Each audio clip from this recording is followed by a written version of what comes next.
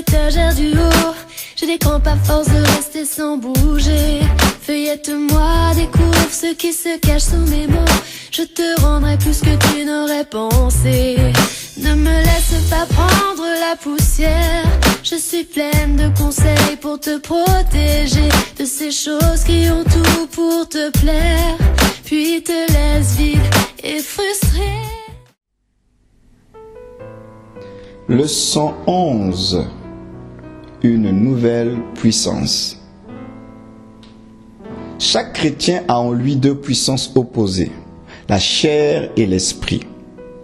Le Saint-Esprit veut que nous fassions la volonté de Dieu, mais la chair veut que nous plaisions à nous-mêmes. Pensons quelques instants à ces deux puissances. La chair. Tout le monde naît avec une nature pécheresse que la Bible appelle la chair. Cette nature pécheresse est la seule nature que les incroyants possèdent. L'esprit. Quand nous naissons de nouveau, une chose merveilleuse se produit. Le Saint-Esprit vient habiter en nous. Donc le chrétien a en lui la chair et l'esprit. Certains chrétiens pensent que leur vieille nature a été détruite ou enlevée quand ils ont été sauvés. Mais ce n'est pas vrai. Dieu n'enlève pas la vieille nature et pécheresse quand il nous sauve.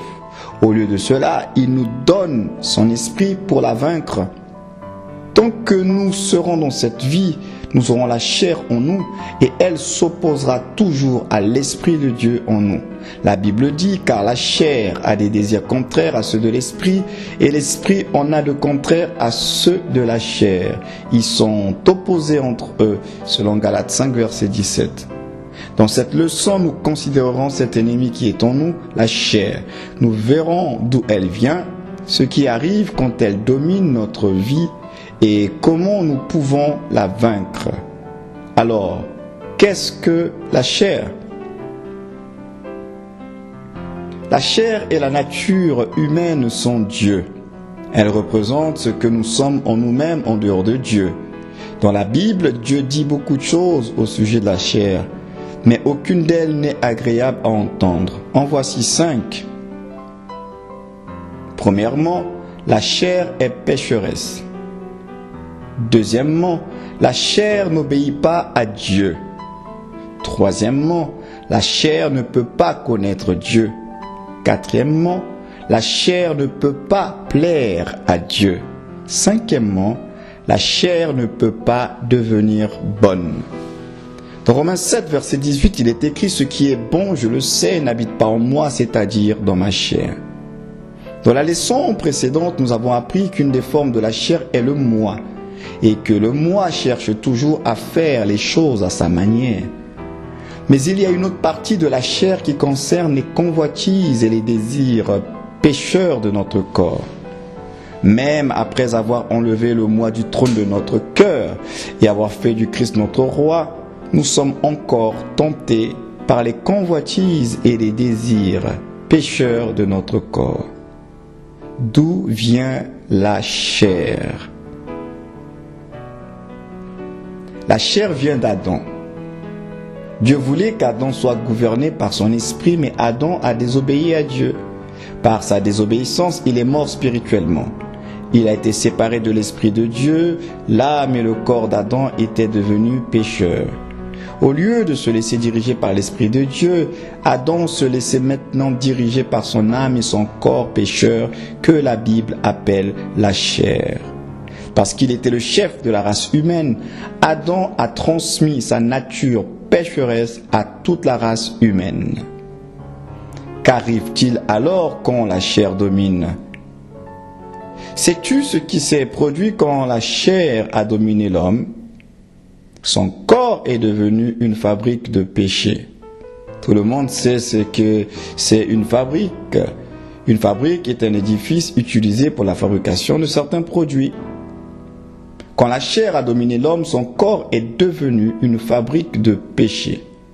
Le Seigneur Jésus lui-même nous a dit ce que cette fabrique produit. Il a dit, car c'est du dedans, c'est du cœur des hommes que sortent les mauvaises pensées, les adultères, les impudicités, les meurtres, les vols, les cupidités, les méchancetés, la fraude, le dérèglement, le regard envieux, la calomnie, l'orgueil, la folie.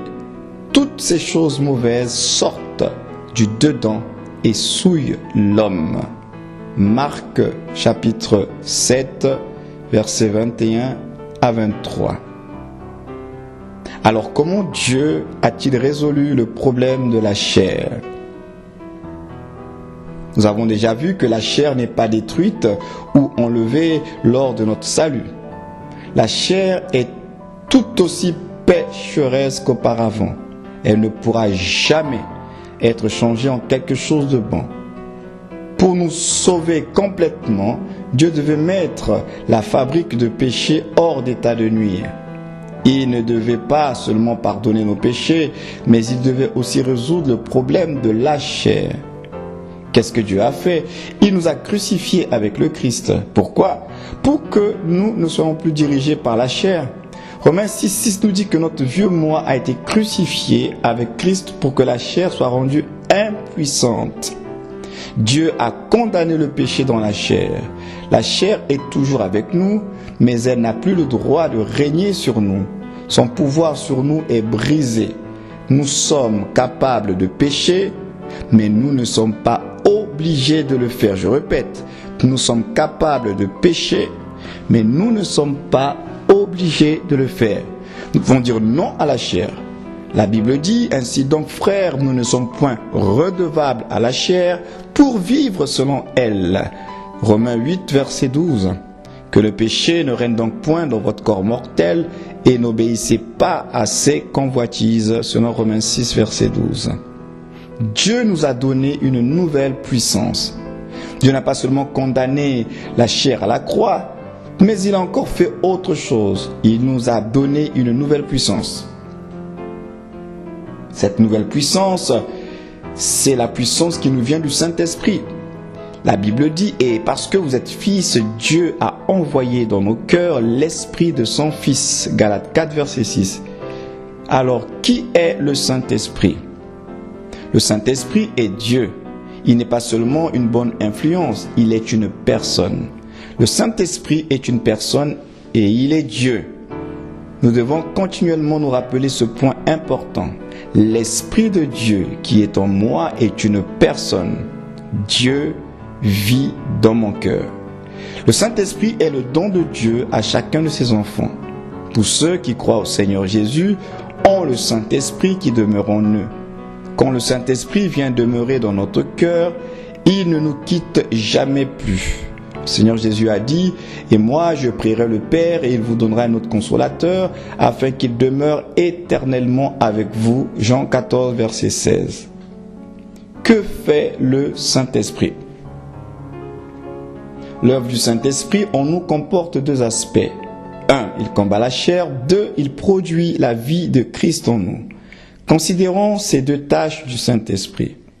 1. Le Saint-Esprit combat la chair. La puissance de la chair en nous est très grande.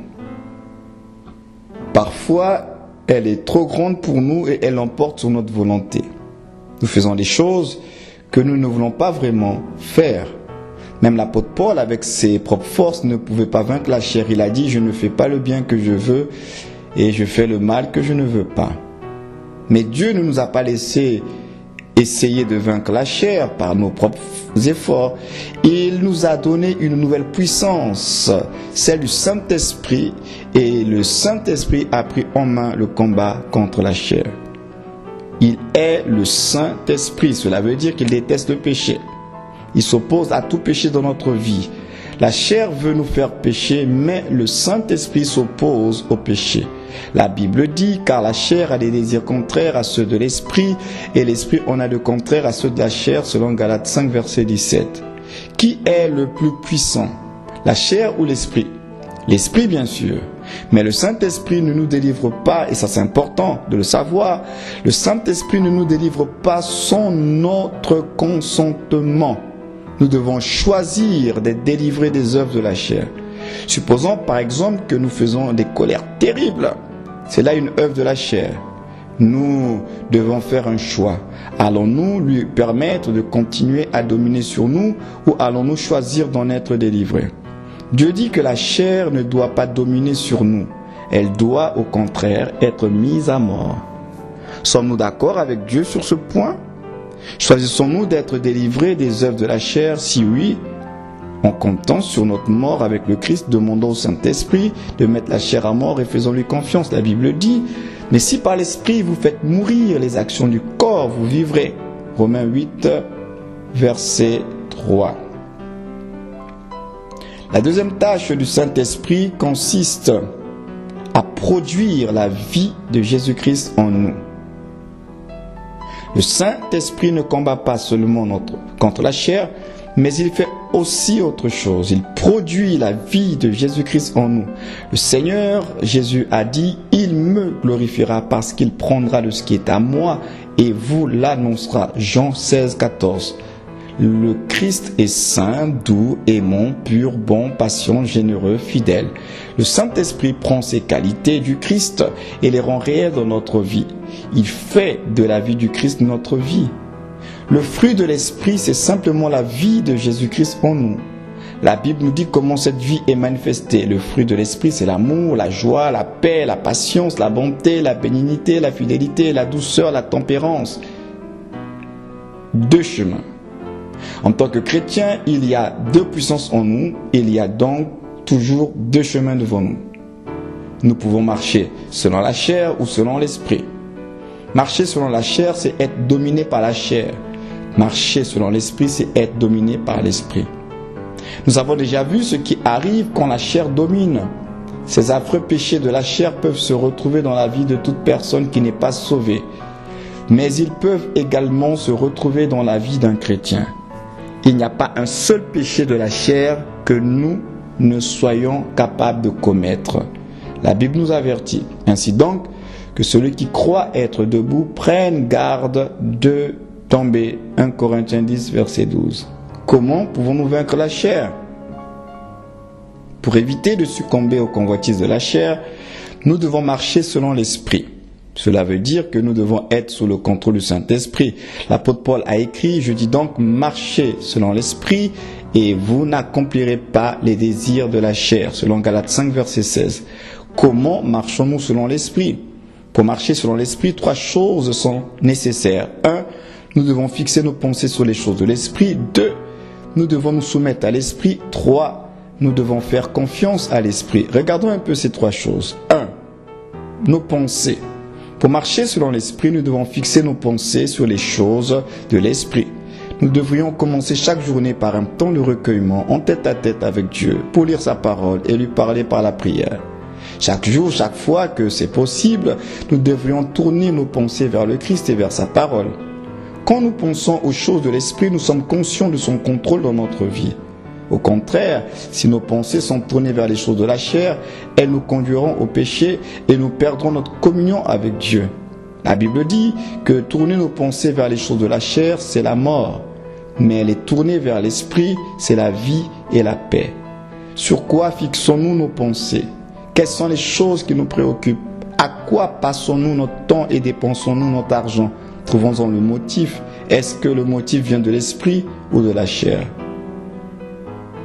2. Soumission. Pour marcher selon l'esprit, nous devons nous soumettre à l'esprit. Nous devons dire oui à l'esprit et non à la chair. Au lieu de céder à la chair, nous devons la mettre à mort. La Bible dit, ceux qui sont à Jésus-Christ ont crucifié la chair avec ses passions et ses désirs.